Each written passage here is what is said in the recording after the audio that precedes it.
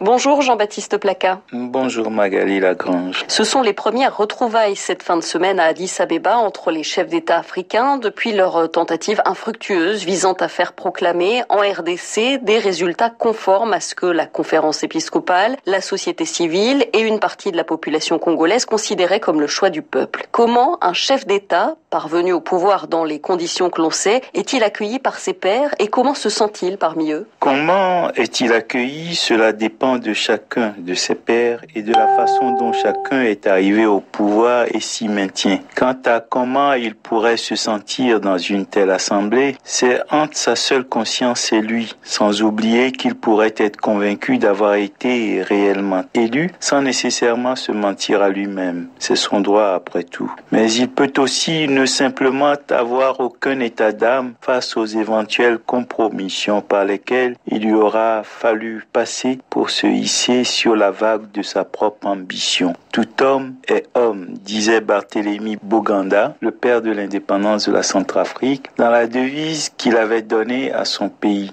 Tout homme est homme, mais les hommes, voyez-vous, ne sont que des hommes, avec une éthique qui peut varier, y compris d'un jumeau à sa jumelle, et fluctuer considérablement d'un aîné à son cadet. Alors, peu importe comment Monsieur le Président Tshisekedi peut être accueilli par ses pairs, peu importe comment lui-même se sentira dans un fauteuil qu'il sait peut-être sciemment ne pas être à lui. L'essentiel ici, c'est le besoin de dignité qu'éprouve le peuple congolais, le besoin de se sentir dignement représenté par ceux qui parlent en son nom dans les sommets sur la scène mondiale. Un président dans le dos duquel les autres étoufferaient de rire, cela peut crever le cœur à tout un peuple. Faut-il comprendre, Jean-Baptiste, que certains dirigeants ne représenteraient pas assez dignement leur peuple ? Oui, et tous les dirigeants réellement proches de leur peuple devraient le savoir. Vous ne pouvez imaginer quelle fierté peuvent ressentir les Africains ou dans quel désarroi ils peuvent sombrer à la vue de l'impression que laisse celui qui les représente sur l'échiquier international.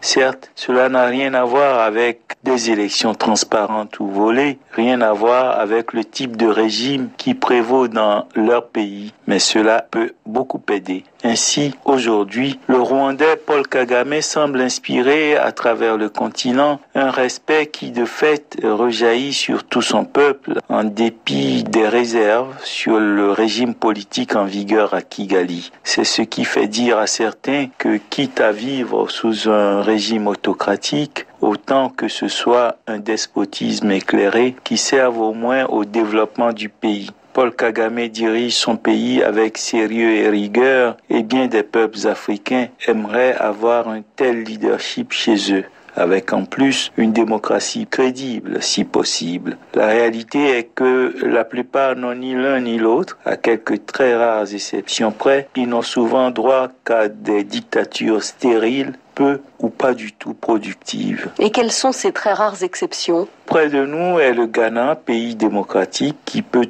aujourd'hui rêver d'émergence et être prise au sérieux. Ce Ghana qui séduit a été construit durant les années de fermeté, sinon de dictature, du régime de Jerry Rawlings en 1981 et 1992. Les Ghanéens vivaient à l'étroit démocratiquement parlant, comme depuis la chute de Kwame Nkrumah en 1966 et même sous Kwame Nkrumah, pour être juste et honnête. Rawlings a perpétré un coup d'État pour enrayer les dictatures stériles qui se succédaient au pouvoir. Il a assaini l'économie, puis instauré la démocratie et se l'est appliqué. Après 2 mandats, il a cédé le pouvoir et l'alternance depuis l'an 2000 revient à une cadence de métronome. À part quelques passagers soubresauts, ce pays affiche une santé économique et démocratique qui ferait pâlir d'envie nombre de ses voisins. Comme par hasard, Rawlings, du temps de sa dictature, jouissait auprès des populations africaines d'une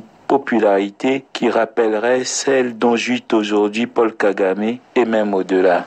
Tous les espoirs sont donc permis, Jean-Baptiste, pour le Rwanda ? Un jour, à notre consoeur et amie de regrettée mémoire, Ghislaine Dupont, qui voulait un avis sur le Rwanda, nous avons osé le rapprochement avec le Ghana de Jerry Rawlings en affirmant avec certitude que Kagame finirait par démocratiser et se retirer comme le Ghanéen. Elle en a douté et elle a bien argumenté ses réserves. Depuis, nous observons en silence le Rwanda en espérant secrètement que Paul Kagame ne nous fera pas perdre ce pari à titre posthume. Merci Jean-Baptiste Blaka.